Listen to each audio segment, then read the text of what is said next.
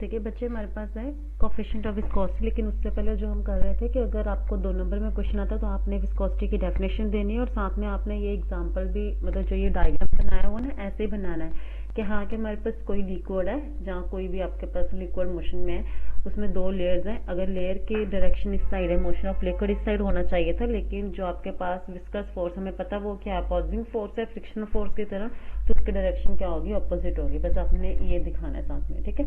उसके बाद है कोफिशिएंट ऑफ विस्कोसिटी। हम पहले देखेंगे कि विस्कस फोर्स किस किस चीज पे डिपेंड करती है। उसके बाद जैसे हम कांस्टेंट ऑफ प्रोपोर्शनैलिटी देखते हैं ना, कि पहले हम प्रोपोर्शनल सब कुछ करते रहते हैं, या इनवर्सली प्रोपोर्शनल या डायरेक्टली प्रोपोर्शनल। उसके बाद प्रोपोर्शनल के साइन को हटा के इक्वल टू डालते हैं, उसके साथ आपके पास कोफिशिएंट ऑफ कोई भी कोफिशिएंट आ जाता है। अगर हम विस्कस फोर्स की बात कर रहे हैं तो वहां से हमारे पास क्या आ जाएगा, कोफिशिएंट ऑफ विस्कोसिटी आ जाएगा, ठीक है।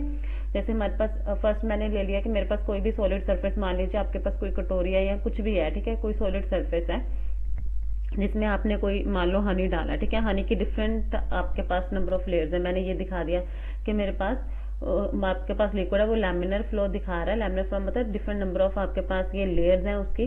Laminar flow of liquid in a tube of flow, कोई ट्यूब है जिसमें उन्होंने कोई लिक्विड डाला है और वो ऐसे फ्लो करा राइट डायरेक्शन में, और नंबर ऑफ डिफरेंट लेयर्स है। यहाँ सॉलिड सर्फेस से लेके ऊपर तक आपके पास नंबर ऑफ डिफरेंट लेयर्स हैं। पता जैसे जैसे ऊपर जाते जाएंगे आपके पास जो वेलोसिटी है, मतलब कि उस लेयर्स की, मतलब कि आपके पास जो मोशन है लिक्विड का, वो बढ़ता जाएगा, उसकी वेलोसिटी बढ़ती जाएगी। ऐसा क्यों हो रहा है? जैसे आप देखिए, अगर हम एग्जांपल है जनरली कि हमारे पास कोई कटोरी है, कटोरी में आपने हनी डाला है, ठीक है। अगर आप जब आप उस कटोरी में से हनी निकालने की कोशिश करते हैं, उसे टिल्ट करते हैं, ठीक है, तो क्या होता है कि जो हनी होता है वो हमेशा क्या होता है, जो साइड ऑफ सरफेस, जो सरफेस होता है सॉलिड सरफेस, जो कटोरी की साइड पे होता है, वो तो पहले नहीं आता ना। पहले कौन सा आता है, जो बीच में होता है, या जो आपके पास कटोरी में जो सबसे ऊपर होता है वो आती है, मतलब उसकी वेलोसिटी ज्यादा है, और जो नीचे वाले होते हैं वो सरफेस के साथ अटैच हो जाता है और उसकी वेलोसिटी कम होती है। वही उन्होंने दिखाया हुआ है कि सॉलिड सरफेस तक इतना था, ठीक है। अगर कोई लेयर, उसकी वेलोसिटी इतनी है, जैसे जैसे कटोरी से हम दूर जाते जाएंगे, मतलब उसके सेंटर में जाते जाएंगे, तो आपके पास जो वेलोसिटी है लेयर्स की वो बढ़ती जाएगी, ठीक है। इसी चीज को उन्होंने यहाँ पे रिप्रेजेंट किया है कि मान लीजिए आपके पास, जैसे यहाँ पे तो डिफरेंट नंबर ऑफ लेयर्स दिखाया ना, यहाँ पे 2 लेयर्स की एग्जांपल ले ली। मान लीजिए ये लेयर P है, ये लेयर Q है। जो सॉलिड सरफेस के नजदीक होगी उसकी वेलोसिटी कम होगी, जो सॉलिड सरफेस से दूर होगी उसकी वेलोसिटी क्या होगी, ज्यादा होगी। अगर मैं मान लूं कि जो लेयर P है उसकी वेलोसिटी V है, ठीक है, तो लेयर Q की वेलोसिटी में मैंने मान लिया V प्लस dV, मतलब कुछ ना कुछ उसकी वेलोसिटी ज्यादा होगी, वो हमने dV ले लिया। अगर यहाँ से डिस्टेंस सरफेस से लेयर P का डिस्टेंस x है, तो मैंने मान लिया कि P और Q के बीच में डिस्टेंस dx है, तो लेयर Q का डिस्टेंस कितना हो जाएगा, इतना x प्लस dx, ठीक है। वो दिखा दिया कि लेयर P का डिस्टेंस है आपके पास x है सॉलिड सरफेस से, Q का x प्लस dx है, लेयर P की वेलोसिटी v है और Q की वेलोसिटी v प्लस dv है, ठीक है। अब हमने क्या देखना है कि आपके पास जो विस्कस फोर्स है वो किस किस पे डिपेंड करती है। पहला बात कि जो विस्कस फोर्स है वो डायरेक्टली प्रोपोर्शनल क्या है, एरिया के। जितना ज्यादा आपके पास एरिया होगा उतनी ज्यादा विस्कस फोर्स होगी आपके पास, ठीक है।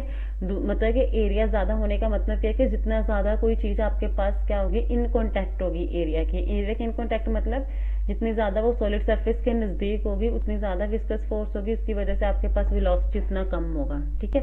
फर्स्ट आपके पास ये हो गया। Second, directly proportional to velocity gradient. Gradient का मतलब क्या बचे, dv बाय dx, इसे हम वेलोसिटी ग्रेडियंट बोलते हैं। मतलब change in velocity per unit change in distance, मतलब जितना जैसे जैसे डिस्टेंस बढ़ता जाएगा वेलोसिटी भी आपके पास क्या होती जाएगी, बढ़ती जाएगी, ठीक है। उसे हम dv बाय dx बोलते हैं। तो अगर उन्होंने क्या बताया कि जो विस्कस फोर्स एक तो एरिया ऑफ कॉन्टैक्ट के डायरेक्टली प्रोपोर्शनल है, दूसरा वेलोसिटी ग्रेडियंट के। वेलोसिटी ग्रेडियंट के डायरेक्टली प्रोपोर्शनल का मतलब क्या है कि जितनी ज्यादा आपके पास डिस्टेंस होगा, देखो डिस्टेंस के इनवर्सली प्रोपोर्शनल है, जितना ज्यादा आपके पास डिस्टेंस होगा उतनी कम आपके पास विस्कस फोर्स होगी, मतलब उतनी ज्यादा आपके पास वेलोसिटी होगी। इसका मतलब क्या है कि जैसे जैसे आप आगे जाते जाएंगे लेयर्स के, डिस्टेंस बढ़ता जाएगा, ठीक है। अगर डिस्टेंस बढ़ता गया तो उसके साथ आपके पास वेलोसिटी भी क्या होती जाएगी, इंक्रीज होती जाएगी। अब नेक्स्ट तो हमारे पास ये हो गया f is directly proportional to a, second is f is directly proportional to dv by dx। Third देखिए, अगर हम इन दोनों को ऐड करते हैं from first equation and second equation, तो आपके पास क्या आ जाएगा, f is directly proportional to a into dv by dx। अगर हम डायरेक्टली प्रोपोर्शनल के साइन को हटाते हैं तो यहाँ पे हमारे पास क्या आ जाता है, ये n की फॉर्म में से हम इटा बोलते हैं, that is known as the coefficient of viscosity. Directly proportional के साइन को हटा के यहाँ पे क्या लगा दिया, इक्वल टू लगा दिया और उसके साथ माइनस एटा। माइनस इसलिए आ रहा है क्योंकि आपके पास जो नेगेटिव साइन है वो क्या शो करता है कि जो विस्कस फोर्स है वो क्या है, ऑपोजिट है डायरेक्शन ऑफ मोशन के, जो लिक्विड का मोशन का डायरेक्शन है उससे ऑपोजिट है।